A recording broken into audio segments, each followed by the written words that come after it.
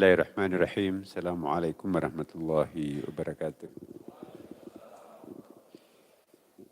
Alhamdulillahilladzi an'amana bi afdalil adyan wa yubayyinu laha tariqatuha wa maktubun fil Qur'an. Asyhadu an la ilaha illallah wa asyhadu anna Muhammadan abduhu wa rasuluh sahibul burhan.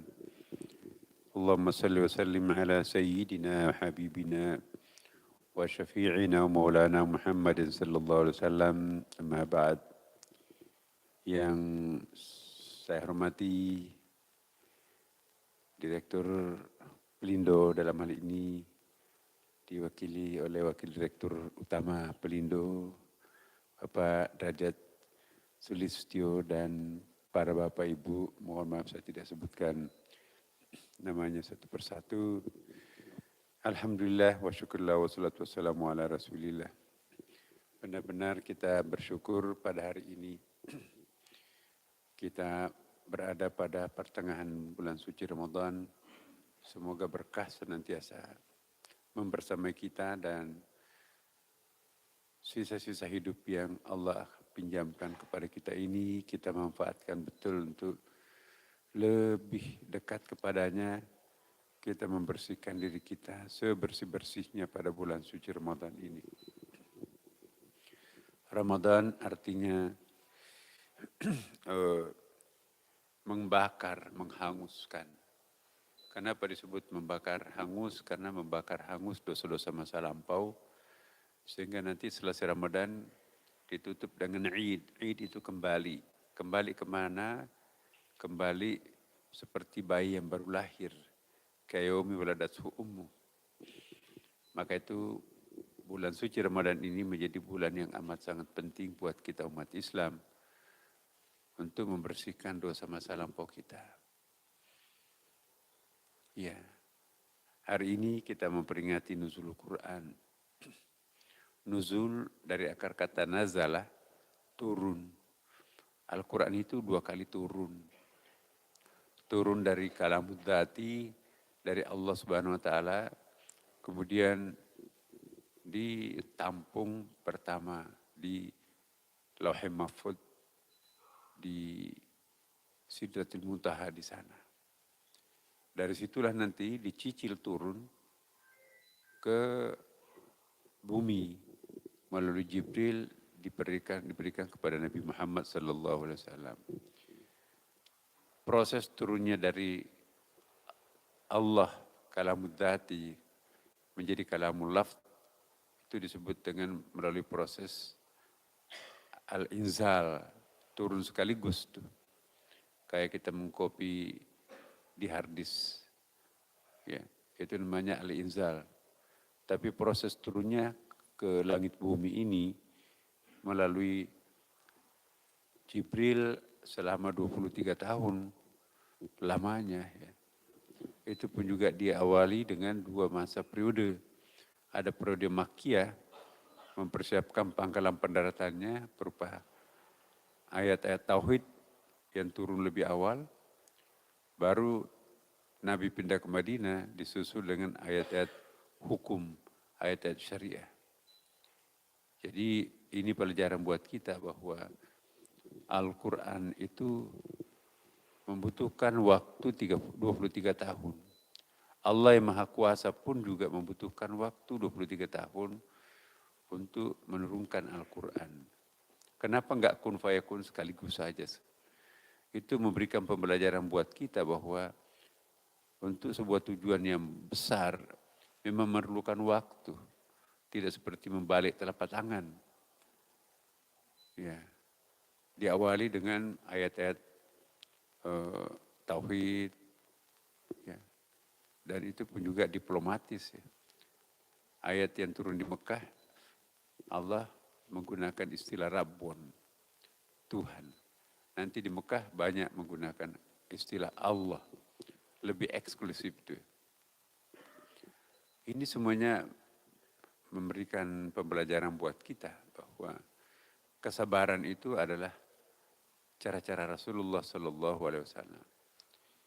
6 tahun lamanya Rasulullah turun naik ke Gua Hira. Kemudian diwisuda pada tahun ke-6 oleh Jibril dengan turunnya ayat pertama, Iqra' bismi rabbikal ladzi khalaq, khalaqal insana min 'alaq, Iqra' wa rabbukal akram, alladzi 'allama bil qalam, 'allamal insana ma lam ya'lam. Alhamdulillah, Nabi pun juga diberikan kesempatan untuk mengekspos apa-apa yang mungkin selama ini dipelajari, diajarkan di Gua Hira. Nabi ke Gua Hira itu bukan untuk istirahat. Kurang apa rumahnya? Orang kaya istrinya kan, Siti Khadijah. Kenapa harus tinggi-tinggi mendaki gunung? Tentu di situ ya ada proses pembelajaran.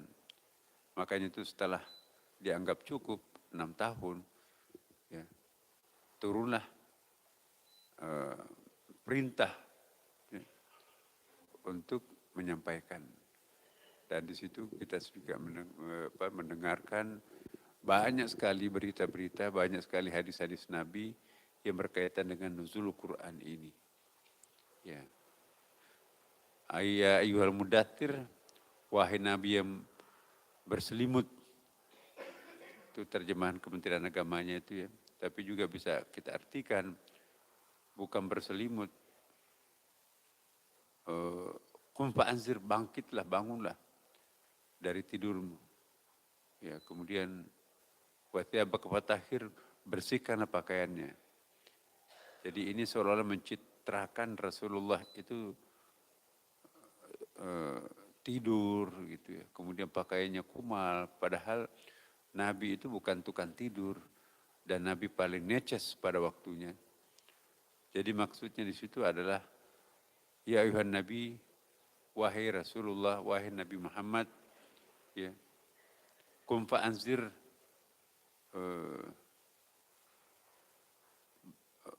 ya ayuhal mudaththir, wahai Nabi yang berselimut.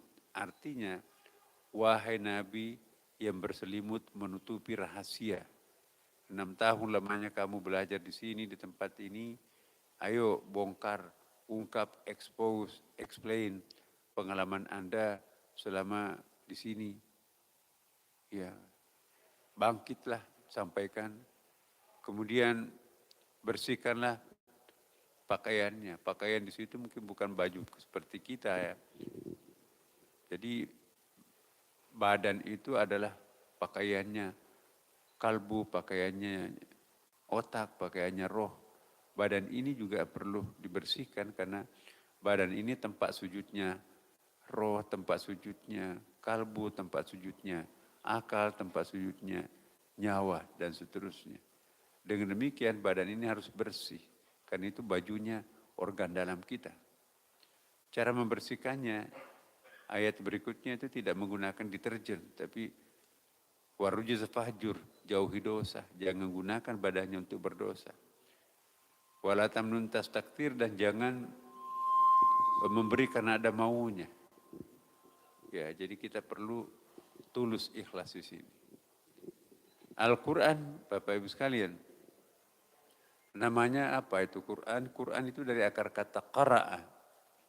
Qara'ah artinya bisa membaca ya, bisa juga berarti Qur'an itu menghimpun. Dalam kamus-kamus bahasa Arab itu, Qur'an itu himpunan.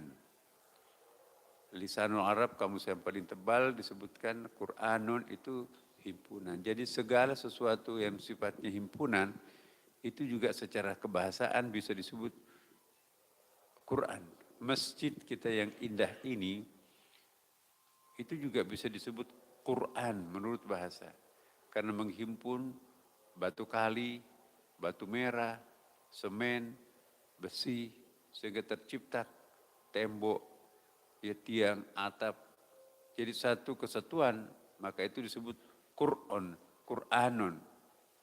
Pohon di depan itu juga adalah Quran, karena himpunan dari akar, batang, ranting, daun, dan buah. Himpunan itu disebut bahasa Arabnya Qur'anun. Manusia juga itu adalah himpunan. menghimpun benda padat, benda cair, benda gas, menghimpun unsur-unsur alam yang ada, makanya disebut mikrokosmos.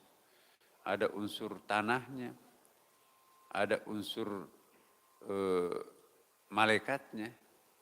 Kita kan ada nuraninya kan, malaikat itu tercipta dari nur cahaya. Ada juga jinnya ya, jadi kita ada kobaran nafsunya juga tuh. Dan ada yang dimiliki manusia tidak dimiliki makhluk lain, yaitu roh. Dengan demikian manusia ini juga adalah Quran himpunan lengkap. Apapun namanya Quran, termasuk alam semesta ini juga bisa disebut Quran. Planet-planet ini, ada galaksi Bima Sakti, semuanya itu adalah disebut Quran himpunan. Karena satu famili Bima Sakti itu ada mataharinya, ada bulannya, ada buminya, ada Marsnya, Saturnusnya, dan planet yang lainnya juga sama. Jadi itu satu himpunan. Nah ketika ayat yang pertama mengatakan Iqra, bacalah. Nah apa yang mau dibaca pada waktu itu? Quran kan belum turun. Quran baru turun. Maka tentu yang harus dibaca Quran itu Quran makrokosmos. Jadi kita itu seolah-olah dua Quran Bapak Ibu sekalian.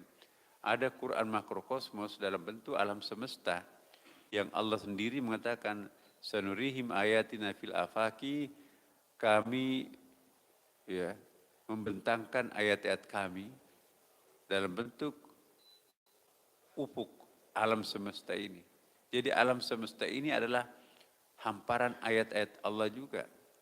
Jadi kalau ini adalah Quran mikrokosmos, maka alam semesta ini adalah Quran makrokosmos. Kalau Quran makrokosmos itu mempunyai hukum, maka Quran mikrokosmos ini juga memiliki hukum. Nama hukum yang dikeluarkan dari alam semesta ini disebut hukum takwini atau hukum alam, natural sciences. Sedangkan hukum yang dikeluarkan oleh Quran mikrokosmos ini itu disebut dengan hukum tasyri'i atau hukum syariah. Hukum yang berlaku, hukum yang ada dalam kitab mikrokosmos ini hanya berlaku untuk manusia. Sedangkan hukum yang dikeluarkan oleh Quran makrokosmos untuk mengikat seluruh makhluk, termasuk tumbuh-tumbuhan, hewan, termasuk benda alam, termasuk malaikat. Karena malaikat itu juga bagian dari alam, jin juga bagian dari alam. Ya. Mana lebih dahulu harus kita baca?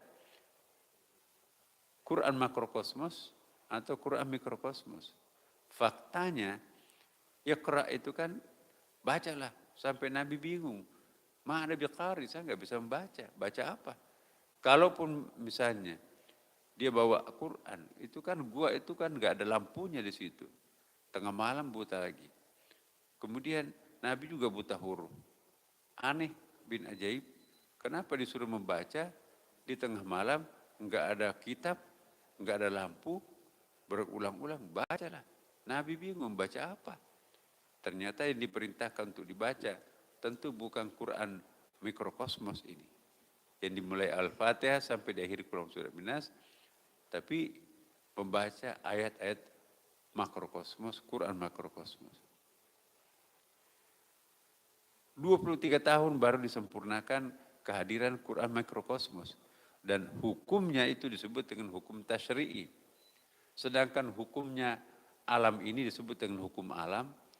Contohnya hukum alam ini ada misalnya hukum gravitasi. Hukum gravitasi ini, tasbih ini kalau saya jatuhkan itu pasti ke bawah. Kenapa? Tersedot oleh pusat magnet di perut bumi kita. Ya. Pohon kelapa mesti harus berbuah kelapa. Tidak boleh pohon kelapa berbuah durian. Itu hukum alamnya. Ya. Api itu harus panas. Hukum alam itu. Es itu harus dingin. Enggak boleh es itu panas, api itu dingin. Karena hukum takwininya seperti itu. Nah, kedua-duanya ini harus diikuti oleh umat manusia. Satu-satunya makhluk Allah yang harus tunduk kepada dua sistem hukum, dia harus tunduk kepada hukum takwini dengan kitab sucinya alam semesta, juga harus tunduk kepada hukum tasyri'i yang kitab dasar hukumnya adalah kitab Quran Mikrokosmos ini. Pertanyaannya, seandainya dalam kenyataan hidup kita directionnya bertentangan, petunjuknya bertentangan antara hukum alam atau biasa hukum takwini dan hukum syariah atau hukum tasyri'i, maka yang mana kita harus menangkan? Mana kita harus prioritaskan? Seandainya nanti di dalam hidup kita ini bertentangan antara hukum alam dengan hukum syariah, yang kita ikuti, yang kita menangkan yang mana? Apakah hukum alam atau hukum syariah? Dua-duanya sumbernya dari Allah. Alam semesta ini diciptakan oleh Allah, Quran ini turun dari Allah. Nah, tidak mungkin dua-duanya ini bertentangan. Kalau ada yang kelihatannya bertentangan, itu pasti ketidakmampuan kita manusia ini untuk menjembatani perbedaan itu. Tapi de facto, saya memberikan satu contoh.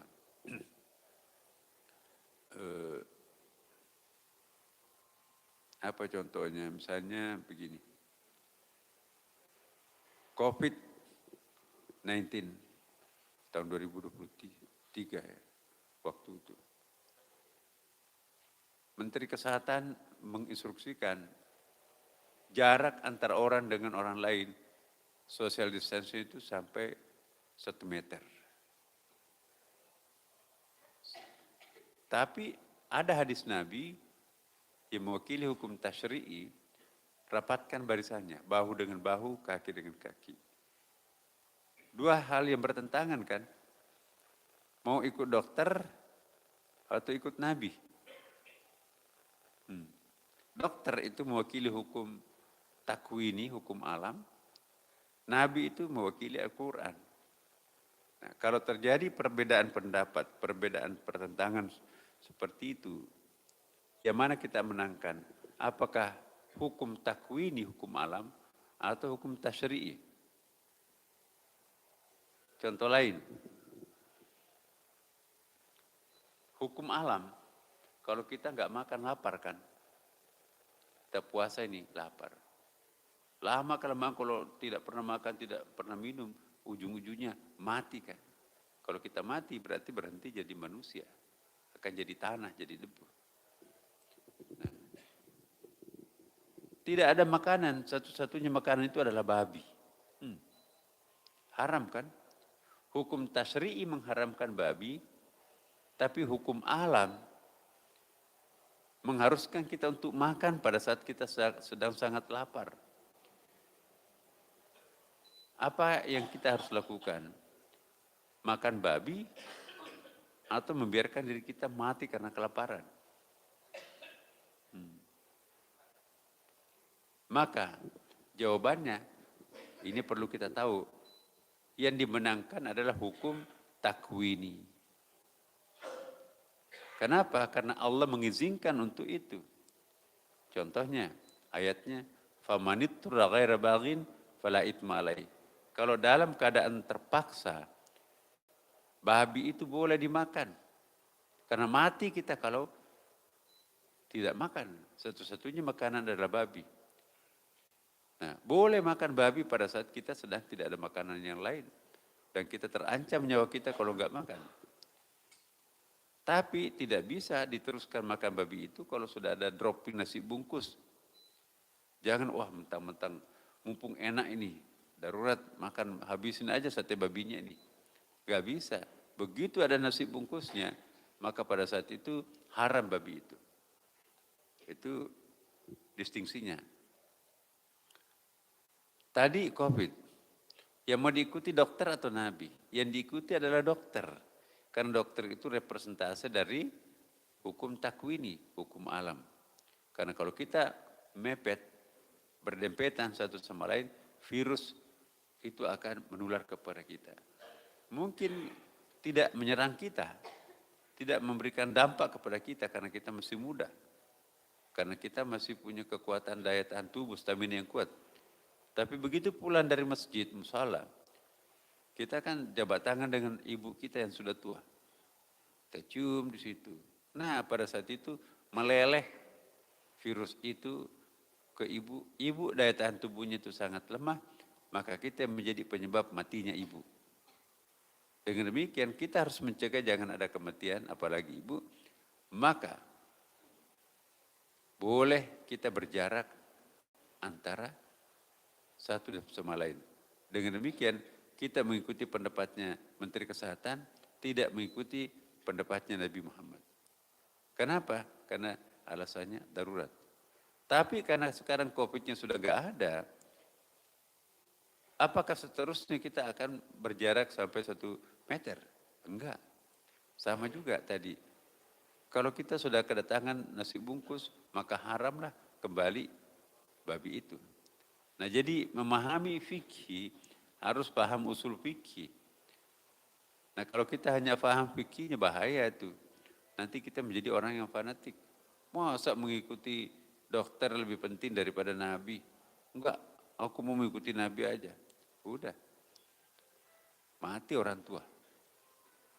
Nah, jadi inilah yang perlu kita pahami, bahwa Al-Quran itu memang sangat tegas petunjuknya, tetapi menyesuaikan diri dengan kondisi tertentu. Ya. Cara memahami Al-Quran memerlukan ilmu-ilmu alat, ilmu bahasa Arab misalnya. Karena kalau kita tidak paham bahasa Arab dan terpaku hanya terjemahannya, itu bisa kita menjadi garis keras, atau nggak sadar kalau kita garis keras, padahal kita sudah menjadi garis keras. Contohnya, as-sariq was-sariqah faqta'u aydiyahuma. Pencuri laki-laki dan pencuri perempuan itu potonglah kedua tangannya, ya kan? Itu ayat. Ternyata banyak maling di sini, di Jakarta, kok nggak dipotong tangannya? Jangan berkesimpulan bahwa negara ini negara kafir. Kenapa? Karena dia tidak menguntungkan, tidak memotong tangannya para pencuri. Hukum Islam adalah memotong tangan orang. Nah, pertanyaan kita, apakah Indonesia ini negara kafir? Karena ada ayatnya, wa man lam yahkum bima anzalallah fa ulaika humul kafirun. Barang siapa yang menghukum tapi tidak menghukum dengan hukuman yang diperkenalkan oleh Al-Quran, pencuri itu dipotong tangannya, maka negara itu kafir. Pertanyaan kita, apakah negara ini negara kafir? Enggak ada potong tangan kan sekarang ini. Nah, kesimpulannya orang yang tidak memahami teks dan usul fikih, dia akan mengatakan, iya, Indonesia ini negara kafir, tidak menjalankan hukum Islam. Buktinya, pencuri tidak dipotong tangannya, tapi malah dipenjarakan. Pasti begitu kan kesimpulannya. Teksnya begitu kok. Tapi orang yang berpendapat lain, ya, apa sih artinya as-sariq was-sariq? Apa kata Uwaiduhuma? Pencuri laki-laki dan pencuri perempuan, potonglah kedua tangannya. Ya, di dalam bahasa manapun juga, selalu minimum ada 2 tendensi di situ. Ada bahasa konotatif dan denotatif. Ya. Denotatif itu merujuk kepada keasliannya.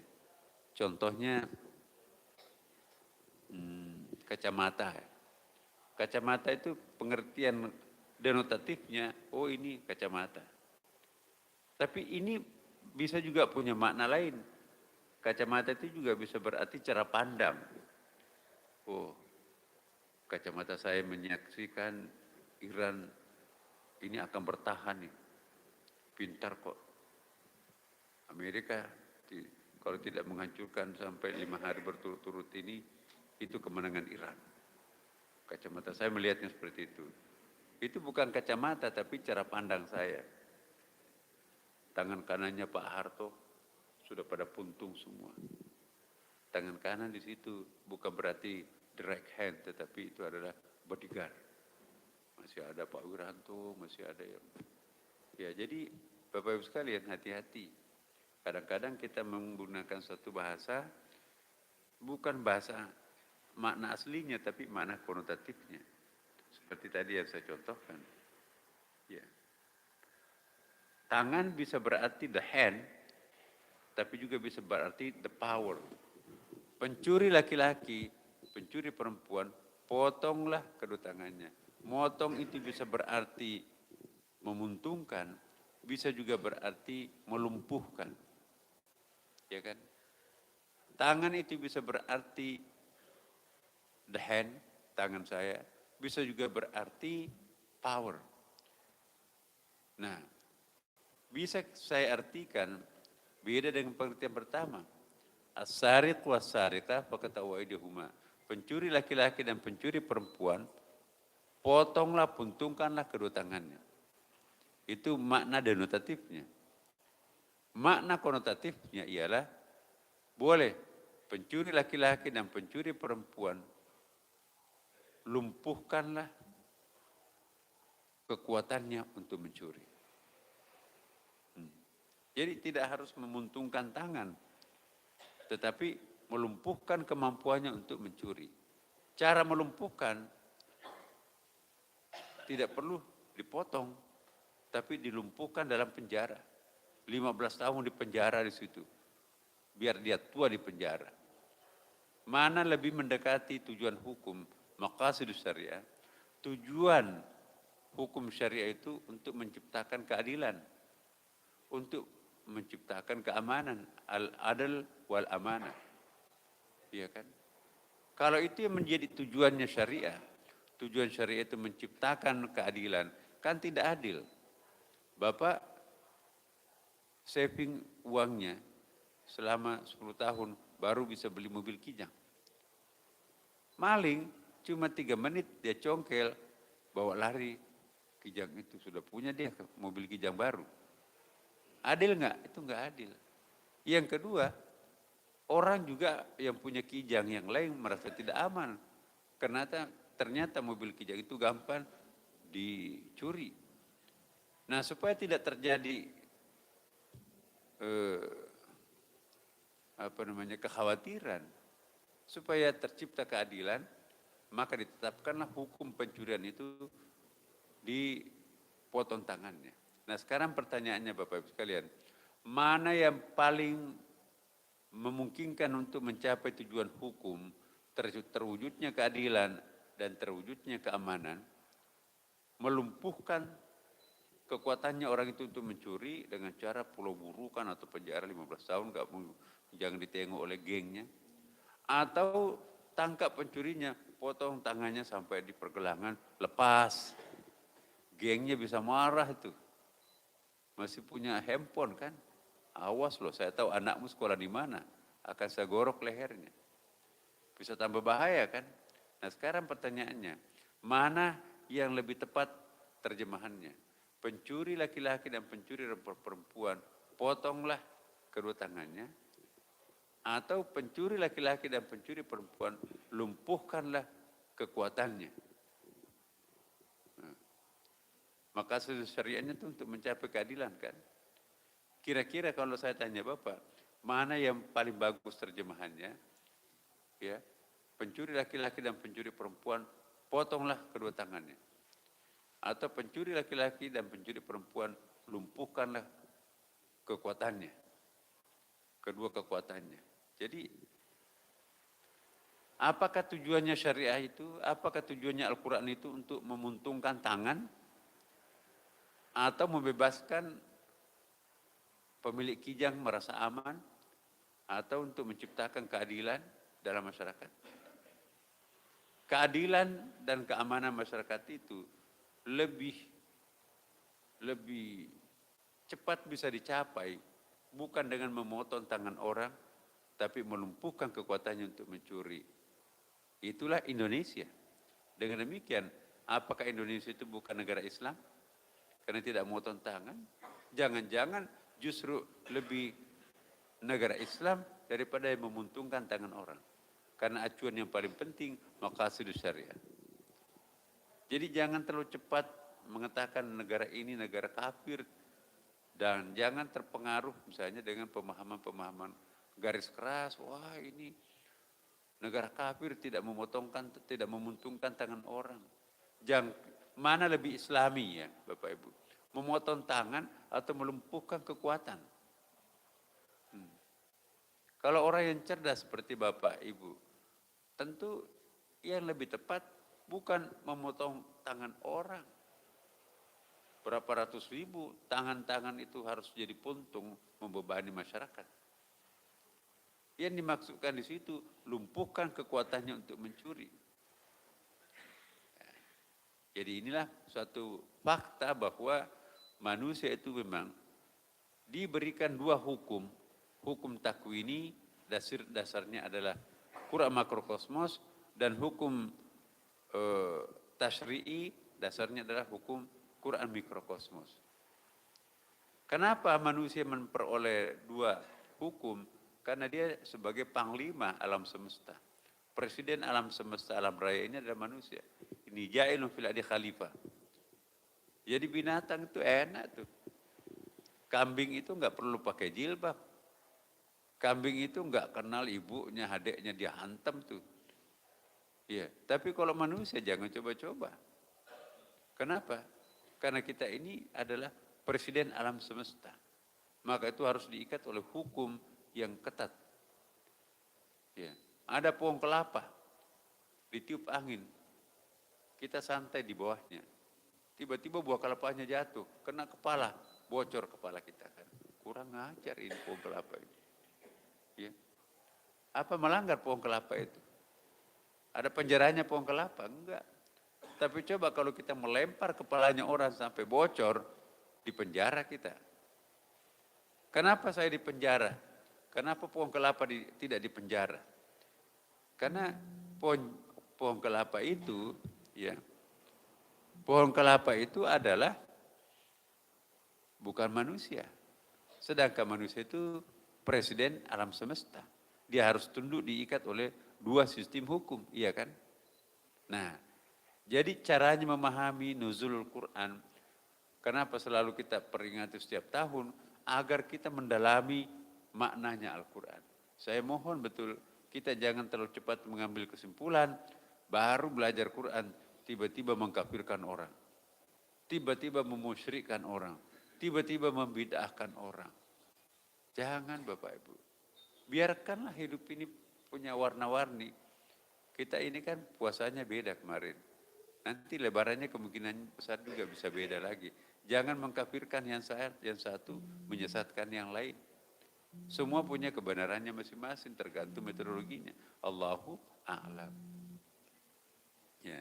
Jadi ini yang perlu saya jelaskan kepada Bapak Ibu sekalian, bahwa memperingati Al-Quran, nuzul Al-Quran itu harus juga menghayati maknanya. Ya.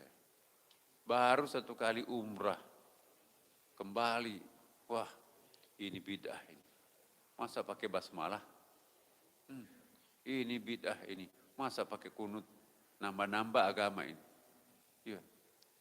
Ini bid'ah ini. Masa doanya panjang-panjang? Di kotanya Nabi di Mekah dan Madinah enggak ada kunut, enggak ada doa panjang di situ. Ya. Enggak ada basmalah di situ. Sedangkan di sini siapa? Wah ini bid'ah. Belum tentu. Di dalam hadis Nabi banyak. Kadang-kadang Nabi kunut, kadang-kadang tidak. Kalau ada masalah, pasti Nabi kunut. Misalnya ada serangan, ada wabah, ada tidak pernah turun hujan. Itu pasti Nabi kunut. Tapi kalau nggak ada problem masyarakat, Nabi nggak kunut. Bahkan kalau ada problem, jangankan subuh, salat Jumat pun juga pakai kunut Rasulullah, banyak hadisnya itu. Nah inilah Bapak Ibu sekalian saya ingatkan, hati-hati di sini. Nah pertanyaan saya di sini, apakah dalam masyarakat kita tidak ada problem? Ya. Apakah di sekitar kita nggak ada maling? Apakah di sekitar kita tidak ada gempa bumi? Apakah di sekitar kita tidak pernah ada banjir? Apakah di sekitar kita tidak ada krisis? Nah kalau ada, ya kunut. Ya. Mau kemana kita kalau bukan kepada Allah? Jadi jangan karena fanatiknya melihat Mekah begitu, kita juga begini. Orang yang tidak mau berdoa itu sombong, seolah-olah tidak butuh Tuhan. Ya. Kenapa Saudi, Mekah, Madinah tidak wirid panjang kayak kita di Indonesia? Zikir. Coba kalau Mekah, Madinah, kalau Mekah itu panjang-panjang zikirnya, orang sudah mau pulang ke Indonesia belum melakukan tawaf ibadah. Ya, gimana tuh? Makin lama orang baca wirid di depan Ka'bah, semakin stop, tidak bisa orang tawaf ya kan? Maka itu jangan panjang-panjang bacaannya di Mekah, Madinah, karena orang mau pergi kemana-mana. Ya, jadi itulah hikmahnya. Jangan dikira imamnya itu tidak baca doa, tidak zikir. Imam-imam mereka, imam Mekah, Madinah itu sahabat saya. Ada kamarnya di situ, dia lanjut itu. Zikir panjang-panjang. Banyak hadisnya itu. Nah jadi kita jangan mencontoh sesuatu yang kita tidak tahu asal usulnya. Apalagi yang tidak seperti itu dianggap sesat. Nah inilah Bapak Ibu sekalian, betapa perlunya kita wise, lebih bijak. Kalau kita berbeda dengan orang, belum tentu orang itu salah dan belum tentu kita yang benar. Atau kalau memang nyata-nyata dia salah, kita berikan pandangannya. Mas, dalilnya apa? Oh iya, kebetulan saya baca hadisnya ini. Oh, jangan-jangan saya yang salah. Mari kita dalilnya, oh iya ya. Sebelum Wahabi berkuasa di Mekah, orang pakai kaswidah itu, tawaf tuh. Ka'bah itu penuh dengan minyak wangi itu. Tapi begitu Wahabi berkuasa, pokoknya pembersihan di mana-mana. Tapi di sekitar Mekah itu masih banyak orang kunut, masih banyak tasawuf di situ, masih banyak zikir. Hanya di Mekah, di Madinah ya itu enggak. Nah inilah Bapak Ibu sekalian, mudah-mudahan kesempatan yang sangat terbatas ini, saya senang sekali diundang sahabat-sahabat dan Bapak Ibu sekalian di sini. Mari kita berdoa, semoga Allah memberkati kita Ramadan kita ini. Tinggal sedikit lagi, mari maksimumkan Bapak Ibu ibadahnya. Perbanyak zikir, baca Quran. Insya Allah, Allah akan tersenyum menyaksikan kita dan menjemput kita dalam keadaan husnul khatimah. Mari kita berdoa dengan membacakan doa kedua orang tua kita juga Bapak Ibu ya. Bacakan doa orang yang pernah berjasa. Doanya orang berpuasa itu sangat-sangat makbul. Mari kita doakan mereka ala hadhihi niyyah wa ala kulli niyatin salih. Wa ila hadratil Mustafa Nabi sallallahu alaihi wasallam. Al-Fatihah. A'udzu billahi minasyaitonir rajim. Bismillahirrahmanirrahim. Alhamdulillahirabbil alamin. Arrahmanir rahim. Maliki yaumiddin. Iyyaka na'budu wa iyyaka nasta'in. Ihdinas siratal mustaqim. Siratal ladzina an'amta 'alaihim ghairil maghdubi 'alaihim waladdallin. Amin amin ya rabbal alamin. Wassalamualaikum warahmatullahi wabarakatuh.